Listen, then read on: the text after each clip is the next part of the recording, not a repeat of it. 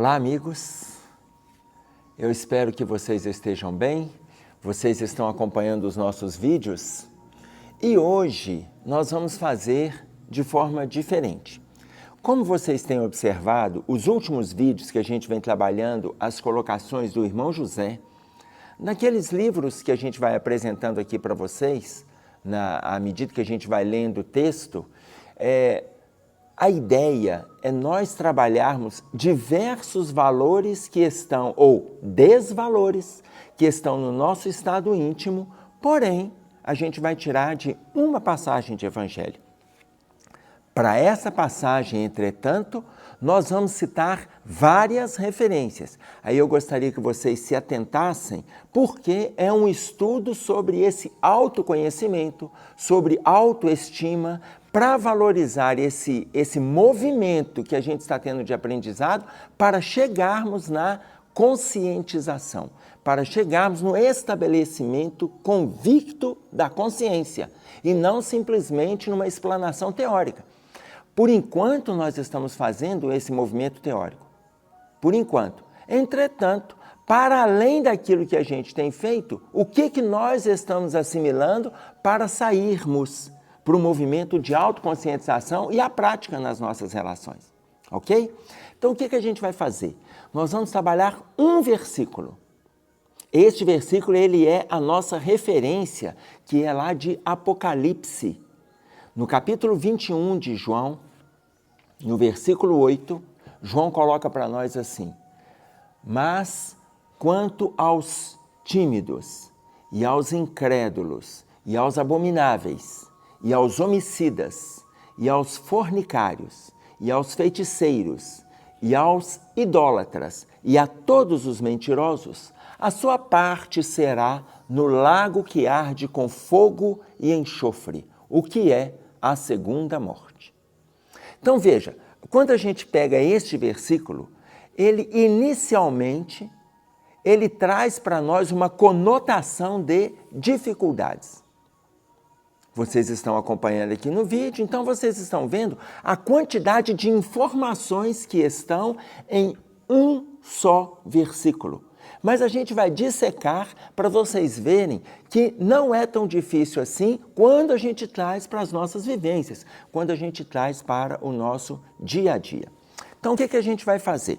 Eu vou, só para a gente se situar, eu vou estar usando o quadro para nós não perdermos as nossas referências, ok? Então, veja, João coloca para nós assim: quanto aos tímidos. Apocalipse, capítulo 21, versículo 8. Quanto aos tímidos. Então, a gente começa a avaliar se nós vamos nos enquadrar nas colocações que João está trazendo para a gente em Apocalipse. Se a gente começa a se enquadrar em tudo, nós estamos numa necessidade constante de fazer movimentos de mudança. Vocês imaginem que existem outros desvalores para além daqueles que a gente vai citar. Quando a gente se enquadra em tudo isso, vocês veem o tanto que a nossa luta ela é necessária, significativa, presencial. Presencial, toda hora você tem que lembrar que você está carregando aquela dificuldade e que precisa ser retirada do seu estado íntimo e das suas relações. Então, quando ele coloca para nós, quanto aos tímidos, aí você começa a pensar, o que é tímido? A primeira ideia que a gente tem de timidez é aquela pessoa que não se posiciona, aquela pessoa que fica em silêncio, nos ambientes em família, nos ambientes públicos, nas reuniões na casa espírita ou outras reuniões de setores de trabalho. Ele é tímido. Ele não gosta de falar porque ele é tímido. Então, veja bem, a timidez, aí essa é a informação que a gente tem, que é uma informação social. Essa todo mundo concebe. Entretanto, a espiritualidade coloca para nós da seguinte maneira: a timidez, ela é o retrato da nossa referência em relação ao orgulho. Por quê? Porque o tímido, ele não gosta de se manifestar com medo da sua opinião ser rejeitada, com medo da sua opinião ser modificada, com medo da sua opinião receber acréscimos. Como ele não gosta porque ele acha que ele está certo, ele acha que ele está certo o tempo todo, ele prefere ficar naquela posição de timidez. Ele não ousa. Muitas vezes é uma pessoa boa, mas não ousa. Quem traz essa informação para nós? Livro dos Espíritos.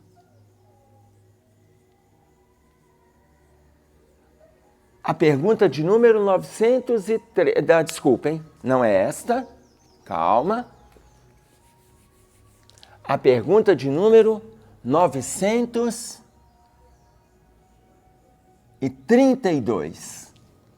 Por que os maus sobrepõem os bons em influência? Estão acompanhando?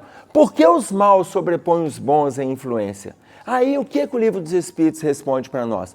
Porque os bons são tímidos. Muita gente boa é tímida. Aí ela fica recuada no seu contexto, na sua perspectiva, na sua maneira de pensar, com os seus sentimentos e emoções. Ela é tímida. Por que os maus sobrepõem os bons em influência? Porque os bons são tímidos e os maus são ousados. O dia que os bons quiserem, eles irão sobrepor. Olha, os bons são tímidos. O dia que a gente quiser, e aí eu vou trazer para todos nós, porque todos nós temos o nosso lado bom. Por enquanto, o nosso lado bom não sobressai. Mas por que ele não sobressai? Por causa da nossa timidez. Aí vocês estão pensando lá, de onde vem essa questão do orgulho? De onde vem a questão do orgulho? Ora, outra referência. Lá no livro Conviver e Melhorar, é um livro psicografado por Francisco do Espírito Santo Neto. Ele foi psicografado, a sua primeira edição data de 1999, no capítulo o dom de expressar, se não me falha a memória, no capítulo 27 do livro Conviver e Melhorar, que são mensagens tanto do espírito de Lourdes Catarine como o espírito de Batuíra. Essa informação, entretanto, é a Lourdes Catarine que vai trazer para nós neste capítulo. Ela vai colocar que é retrato do nosso orgulho, a timidez. Retrato do nosso orgulho está lá.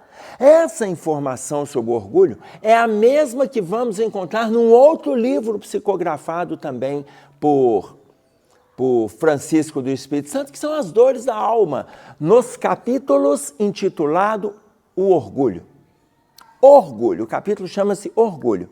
Se não me falho, 2 capítulos sobre o orgulho. E ele também vai fazer essa abordagem, alicerçando aquilo que a Lourdes Catarine já colocou, porém, no livro As Dores da Alma, a informação é do espírito de Hamed.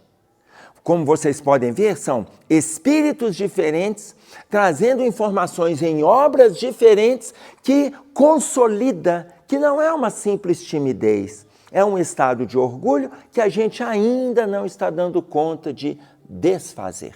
Isso caracteriza o perfil da timidez. Ok? Timidez.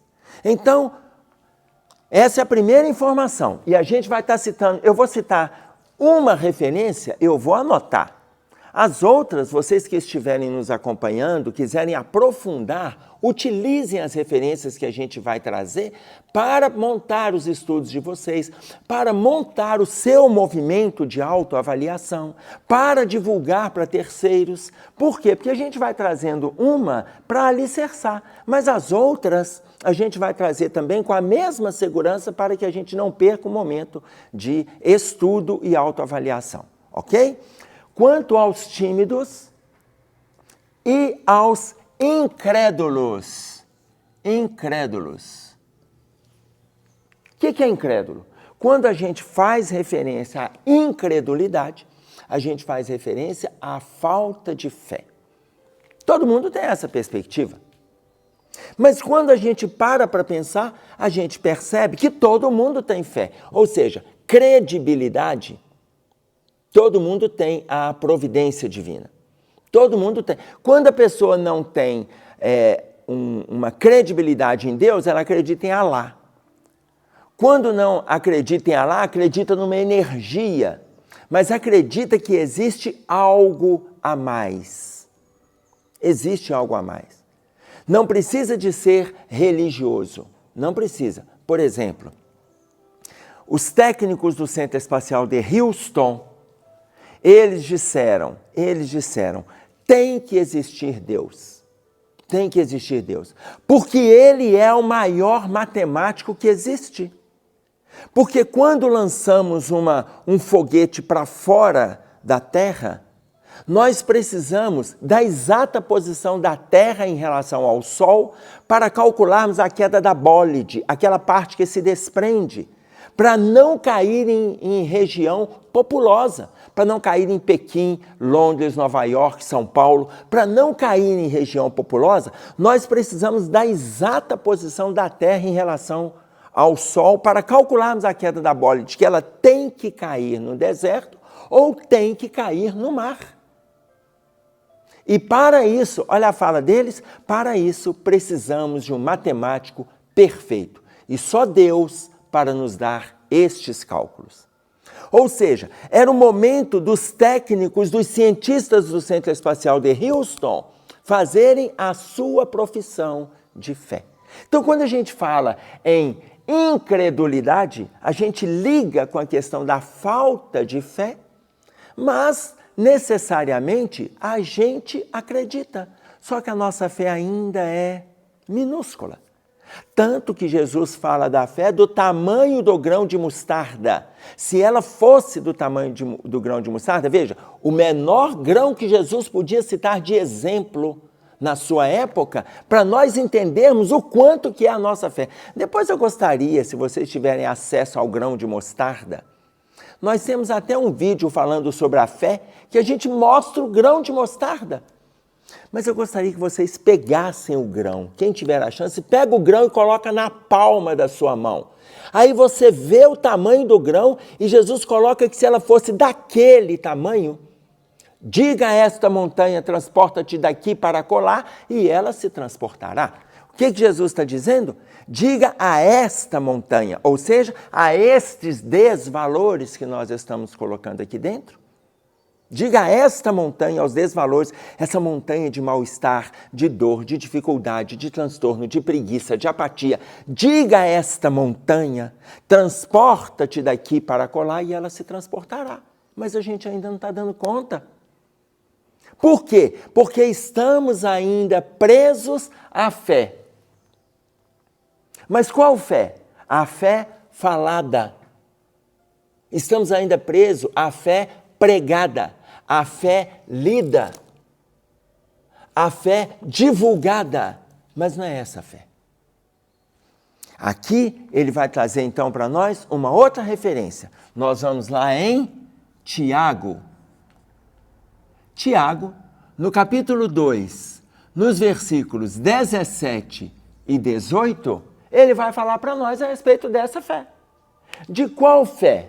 Olha bem, a fé, 17, a fé sem obras é morta em si mesma. Então não é uma questão de pregação, leitura, divulgação, explanação, não é essa fé. Não é essa fé. Isso muita gente está fazendo. E muitos dos que estão fazendo abrem portas para o desespero, abrem portas para a ansiedade. Por quê? Porque é uma fé baseada apenas em pregação. E nós não estamos atentos a simplesmente pregar. Nós temos que nos atentar para o versículo 18, que é o que coloca Tiago para nós.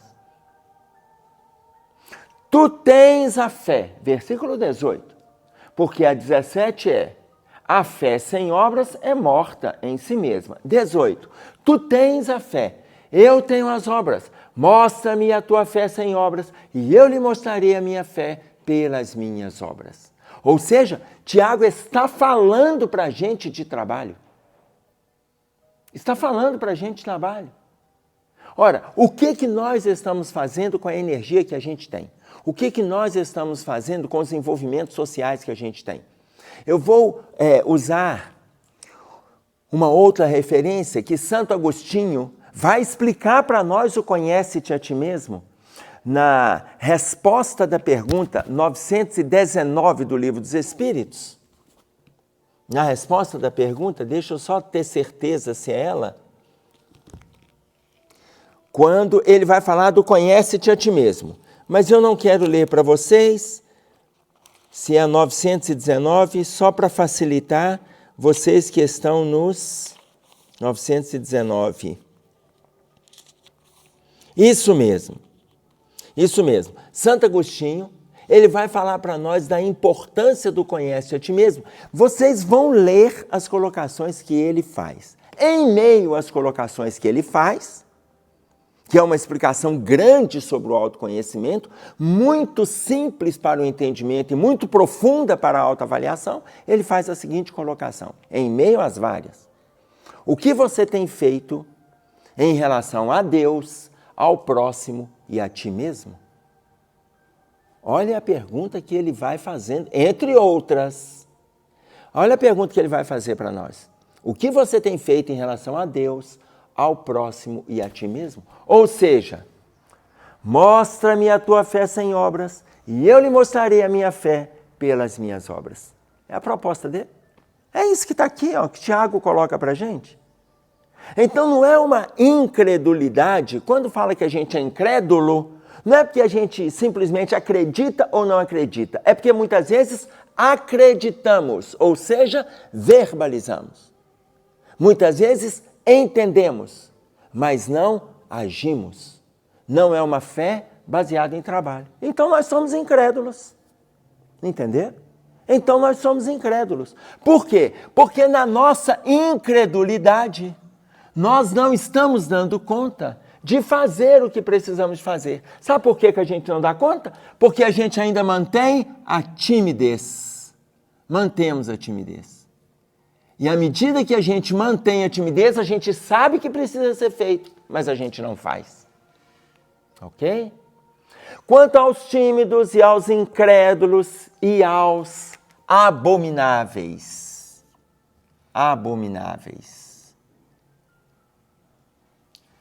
Tímidos, incrédulos. Sabe a coisa mais abominável que existe hoje na face da Terra? Pare e pensa.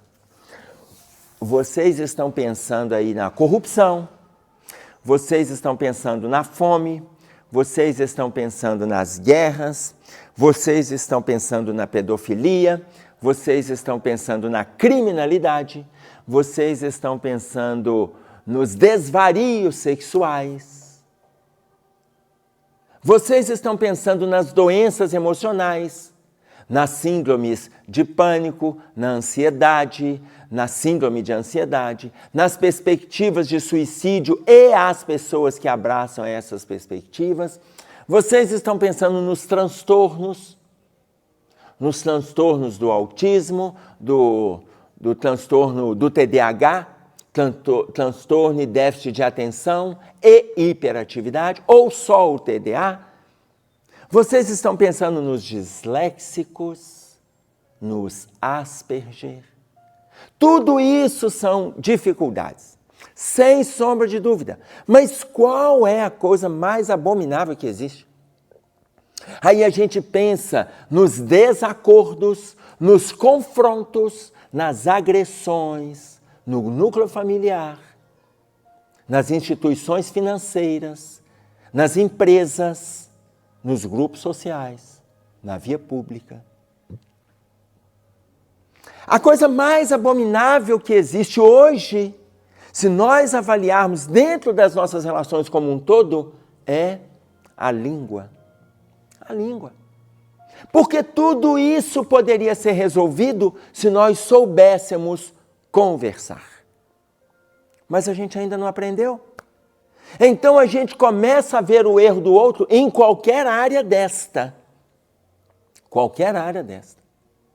A gente começa a ver o erro do outro e a gente observa aquele erro Não necessariamente para aprender, para divulgar, para fofocar, para agredir, para criticar. Lembram um vídeo que nós fizemos, que eu gostaria que vocês retomassem depois?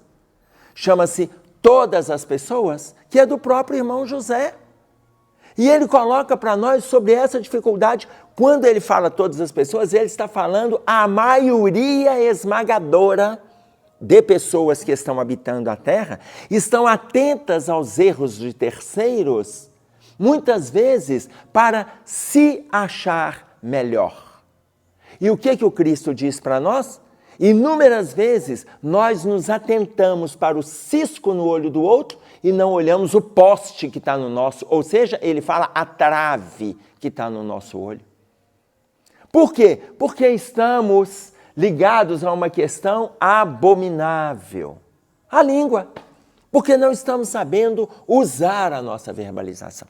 Nós não estamos sabendo nos envolver com um diálogo trazendo conflitos, ou seja, manifestação de ideias, de posicionamentos, de posturas, mas não confrontos, sem agressões, sem mal-estar. Nós não precisamos, não podemos e não precisamos de confrontar o outro.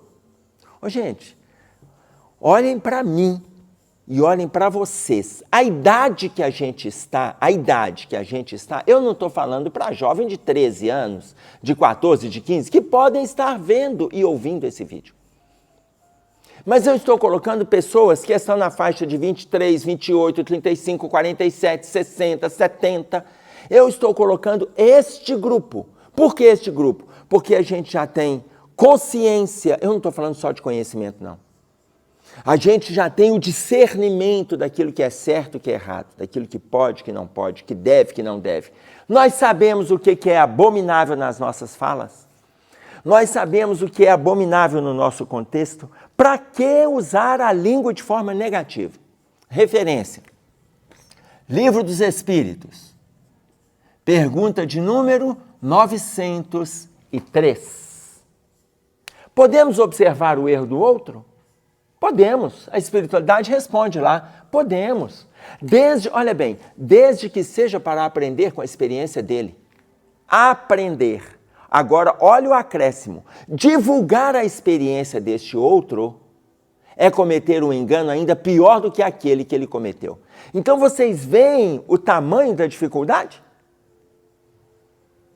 Eu gostaria depois, vou reforçar, que vocês dessem uma olhadinha, abordando este trecho, dessem uma olhadinha nesse vídeo, todas as pessoas, que a gente inclusive vai citar referências do André Luiz lá no livro Sinal Verde. Então, atentemo-nos para observar o erro do outro, sabendo o caminho que a gente não vai cair. Olha, fulano já fez, ciclano já fez, beltrano já fez. Eu não preciso repetir essa estrada.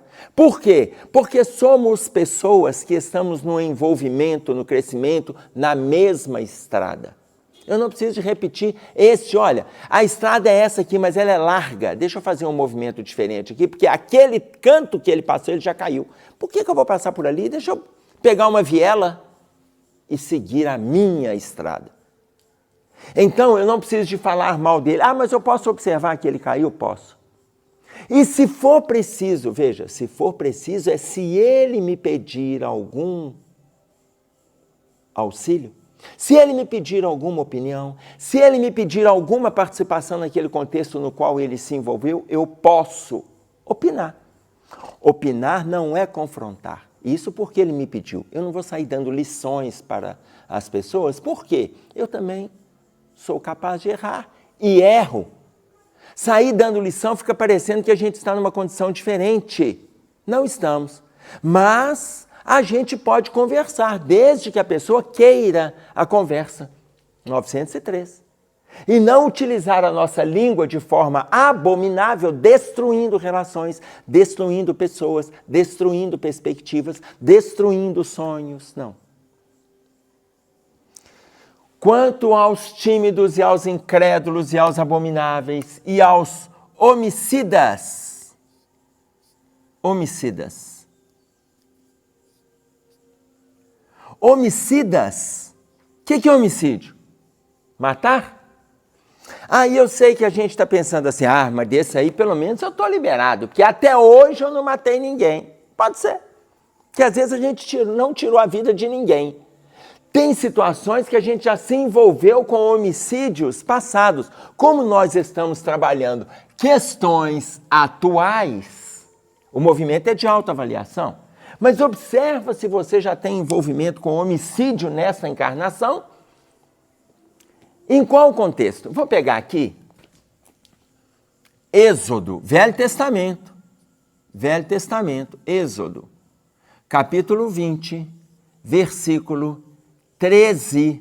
Moisés dizendo para nós, não matarás. Porque não é só em relação à vida do outro. Não mate a perspectiva, não mate o sonho, não mate o ideal, não mate o projeto, não mate aquela semente que está vindo desde pequena. Não mate essa perspectiva daquele que está te apresentando o desejo de melhora. É claro que tem situações que nós estamos vendo a dificuldade. Exemplo, uma criança que você está vendo desde o início, 9, 10, 11, 12, 13, 14, desde o início ele tem problemas com a matemática. Aí ele faz o ensino fundamental 1, ele faz o fundamental 2, ele faz o ensino médio, sempre com dificuldade na matemática. Quando chega no ensino médio, a dificuldade dele duplica, porque entra na matemática e a física.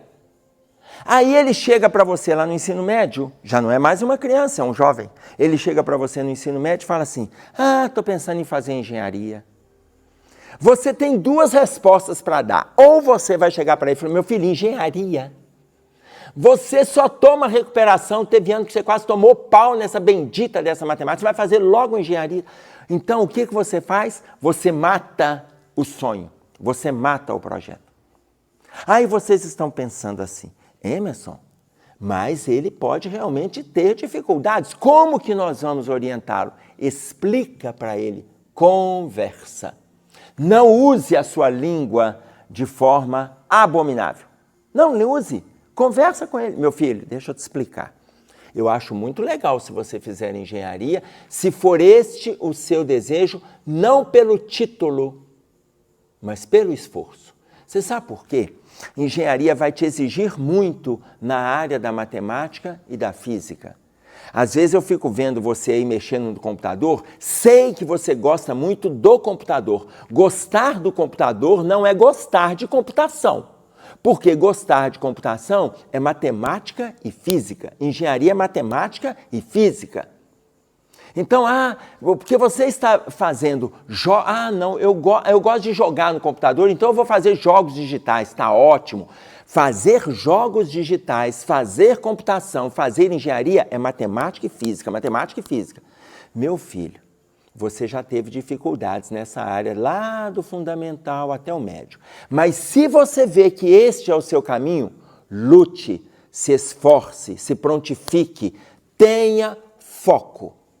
Por quê? Porque vai te exigir naquilo que você apresentou dificuldades. Mas você consegue. Se você lutar, você consegue. Pronto. O que eu disse para ele? Eu disse para ele que depende dele, mas eu não tirei dele o sonho. Eu não tirei dele a perspectiva. Eu não tirei dele a predisposição de mudança. Eu não tirei. Por quê? Porque o projeto é não matar. Quanto aos tímidos e aos incrédulos e aos abomináveis e aos homicidas e aos fornicários. Fornicários. Imaginem vocês, o que é fornicarizar? Fornicarizar. Fornicarizar é se envolver com as questões sexuais no seu movimento desvairado. É se envolver desequilibradamente com o sexo. Isso é fornicarizar. Saia do movimento de ser fornicário ou de ser fornicarizador. Saia deste movimento.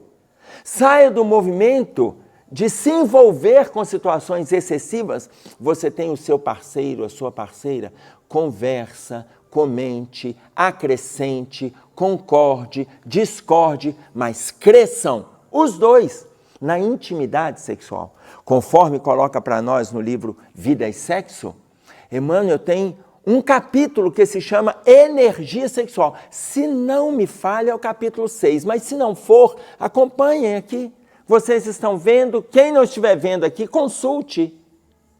Vida e Sexo, capítulo Energia Sexual. Energia sexual é energia para a vida. É um itemzinho que Deus nos permitiu para que nós façamos o nosso movimento de crescimento, de melhora, de forma energizada, utilizando também na área do sexo. Também, não é no sexo, também na área do sexo. Nós podemos utilizar na área da ousadia, fazermos o melhor que a gente entende, que a gente concebe. Podemos utilizar na área da fé, alicerçada no trabalho, conforme coloca Tiago. Podemos utilizar na área do estímulo, utilizando a nossa fala, a nossa voz. No sentido de levantar as criaturas, podemos utilizar essa energia aqui, no movimento de fomentar situações positivas no estado íntimo da criatura. Mas podemos utilizar também na área do sexo. A energia sexual é energia para a vida. Aquelas pessoas que se envolvem saudavelmente nas suas relações, elas estão acrescentando energia para as atividades do dia seguinte, do outro e do outro. Passado 3, 4, 5 dias, uma semana, 2, elas começam a se desvitalizar, o sexo vai ajudá-la a se revitalizar. Tanto quanto as outras coisas que a gente não utiliza de forma negativa. Energia sexual. Energia sexual é energia vital. Vital. Mas nós podemos... mas e se a gente se envolver com os excessos? Vamos à nossa referência? Primeira carta aos Coríntios, no capítulo 6, no versículo 12,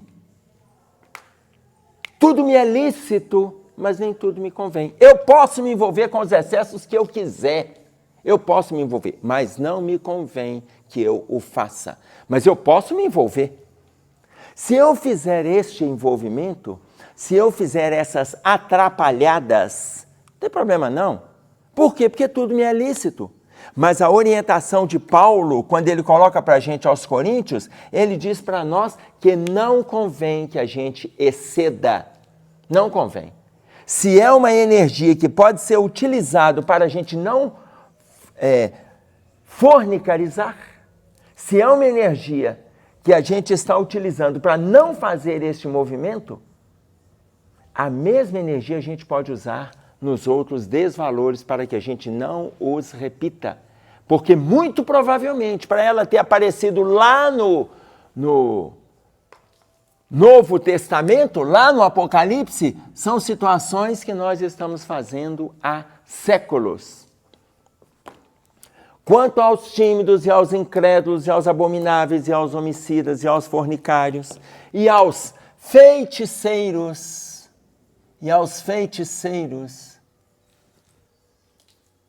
sabe o que é feitiçaria?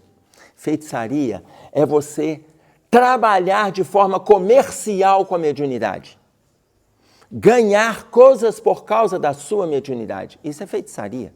Naquela época, lá no cristianismo, anterior ao cristianismo, comercializavam com o dom da mediunidade. Comercializavam com o dom da inspiração espiritual. Isso é feitiçaria. Mas tem outras formas da gente fazer feitiçaria? Tem pessoas que utilizam, inclusive, os espíritos.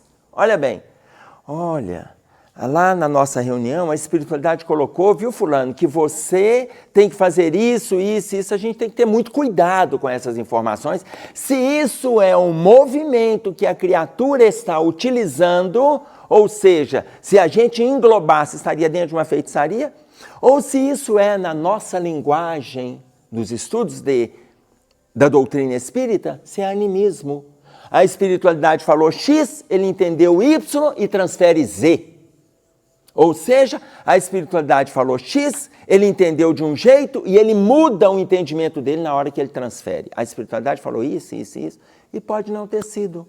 Cuidado com esse movimento, por quê? Às vezes a pessoa está fazendo isso para ganhar crédito. Gente, para com isso. A gente não tem necessidade de se envolver com esses excessos. Mas nós vamos lá em Atos dos Apóstolos. Atos dos Apóstolos. Atos, no capítulo 19, no versículo 15. Quando judeus exorcistas vão tirar o demônio de determinada pessoa. Eu vou citar o 15, mas essa história começa um pouquinho antes, acaba um pouco depois. No capítulo 19, vocês vão ver lá, a partir do versículo 12, 13, até o 15, que eu vou citar, 16, 17. Os judeus vão tirar o demônio de determinado jovem. São 7 judeus, filhos do sacerdote Seva. Eles chegam para o jovem endemoniado e falam com o jovem assim, falando para o obsessor. Em nome de Jesus, a quem o Paulo prega, eu te digo que saia deste corpo. Os judeus falaram para o demônio que estava possuindo aquele jovem. Em nome de Jesus, a quem o Paulo prega, eu te digo que saia deste corpo. Aí o endemoniado responde para aqueles 7 que ele estava vendo. Aí ele responde. O que ele responde? Jesus eu conheço. Olha, aí é o versículo 15. Jesus eu conheço. Paulo, eu bem sei quem é. E vós, quem sois? Atenção. Jesus eu conheço. Paulo, eu bem sei quem é. E vós, quem sois? Ele está questionando a autoridade moral daqueles judeus exorcistas. Por quê? Porque eles estavam exercendo feitiçaria. Porque não tinham autoridade moral. Estavam com alguma autoridade que eles achavam que tinham, que eu não sei de onde eles tiraram, e eles estão ali para curar as pessoas, e eles queriam tirar o demônio. Feitiçaria. Olha o encerramento dessa história. E aquele demônio parte para cima daqueles judeus exorcistas. Numa tradução coloca, e eles saem pela rua seminus, por se sentirem ou por saírem agredidos. Outra tradução coloca, e eles saem correndo nus pela rua, pelas agressões promovidas pelo demônio. Entender? Feiticeiros, idólatras,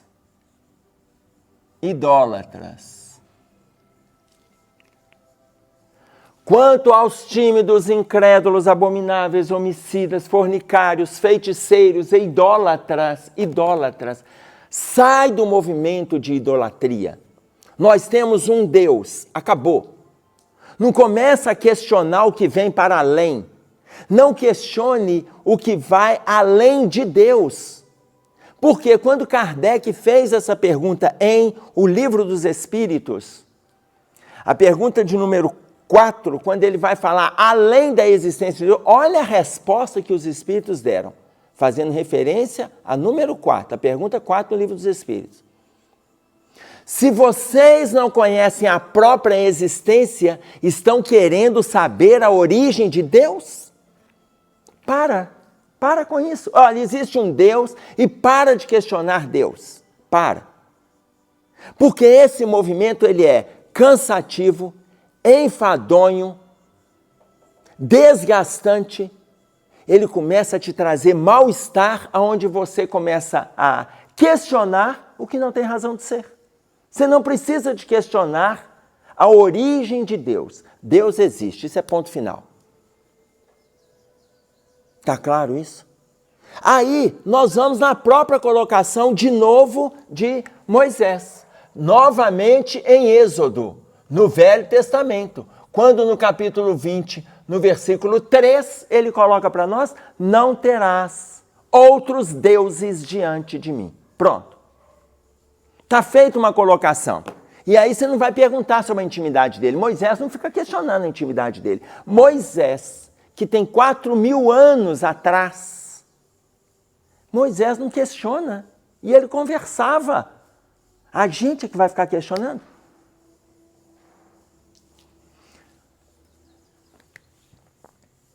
Aos idólatras, e aí vem o último item. Olha bem. Quanto aos tímidos e aos incrédulos e aos abomináveis e aos homicidas e aos fornicários e aos feiticeiros e aos idólatras e a todos os mentirosos. Então veja, se nós temos dificuldades aqui, se tem alguém que... Não, mas aqui, todas essas, Emerson, eu estive avaliando aí enquanto você estava falando, eu estou tranquilo, não tem problema nenhum nessa área, não. Ou seja, se você não tem problema nenhum nessa área, você já é quase um anjo. Quase um anjo. Mas está quase anjo. Mas aí, na hora que ele fala, e a todos os mentirosos, escapou alguém? Mentirinhas, mentirinha. A gente vai usando as mentirinhas para o nosso bem-estar, vai utilizando as mentirinhas nas nossas relações. Mentirinhas. Desnecessárias, mas a gente vai utilizando. Seu celular tocou. Um exemplo. Seu celular tocou. Aí você olhou, é fulano. Vou atender agora não. 4 horas, 8 horas depois você retorna e fala assim, fulano, só agora que eu vi sua mensagem. Mentirinha.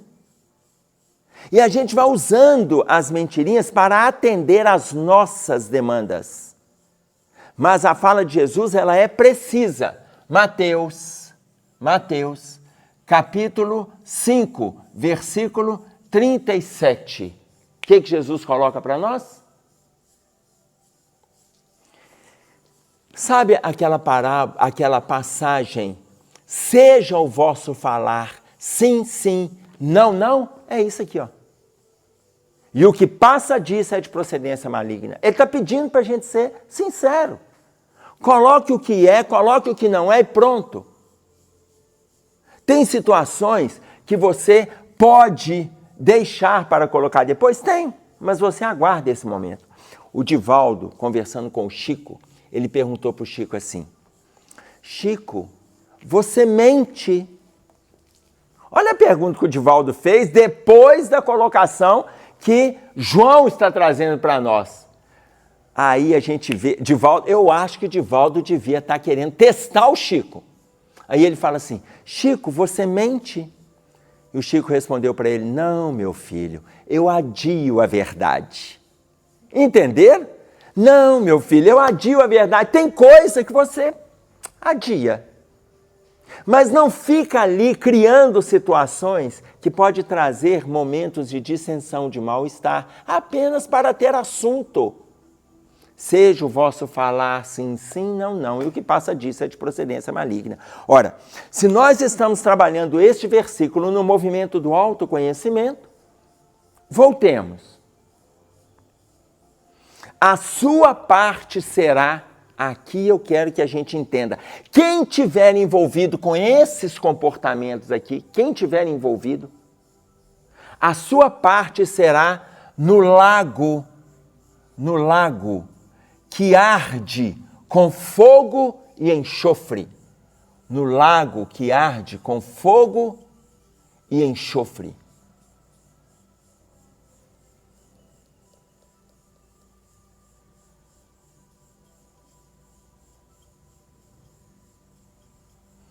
A sua parte será no lago que arde com fogo e enxofre, o que é a segunda morte.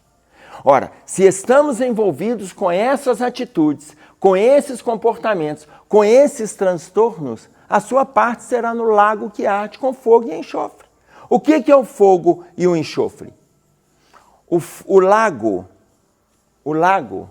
vocês vão entender. Eu não tenho lago. Os homens que estão me assistindo não têm lago. As mulheres que estão me assistindo têm lago. Ou seja, o lago é o útero. O lago é o útero.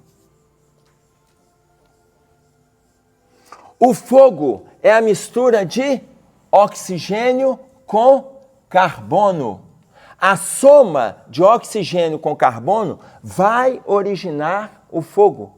As moléculas de oxigênio com carbono vai originar o fogo. O enxofre, ele é um elemento químico encontrado no interior da Terra e foi descoberto por um alquimista, Geber.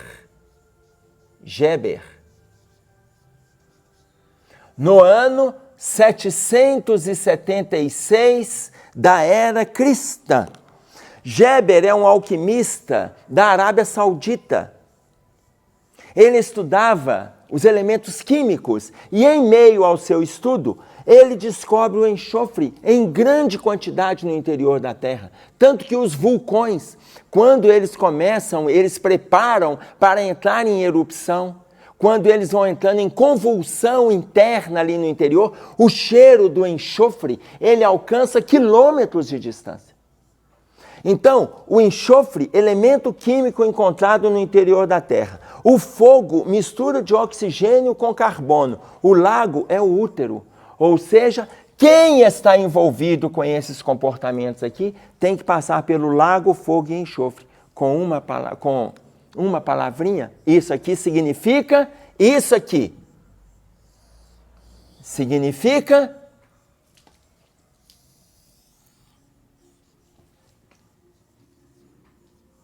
vou escrever de vermelho para ficar mais nítido para nós.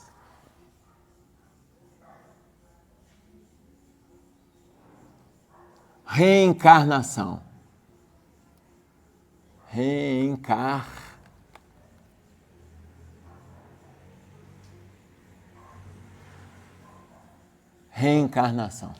Quem está envolvido com qualquer uma dessas atitudes, e vocês viram que a gente conseguiu dissecar uma parte delas, quem está envolvido vai passar pelo lago, pelo fogo e o enxofre. Ou seja, o lago vai ter que reencarnar, vai nascer, vai passar pelo ventre materno, vai viver as situações do corpo físico, oxigênio com carbono, no plano físico, na Terra. Isso é reencarnação. Aí, como que ele encerra o versículo? O que é a segunda morte? O que é a segunda morte? Por que a segunda morte? Ora, a gente desencarna, reencarnou, segunda morte. Desencarna, reencarnou, novamente, outra morte, segunda morte. Até que a gente faça um movimento corretivo. Entenderam? A gente usou esse versículo para termos como referência, mas mostrando para todos vocês que o movimento de autorreconstrução, ele é constante. Constante. A gente não vai fazer esse movimento numa única encarnação, mas o dia é hoje, o momento é agora. Façamos o melhor que a gente puder, aonde a gente estiver. É isso aí que tínhamos para trazer. Até breve. Fiquem com Deus. Um abraço.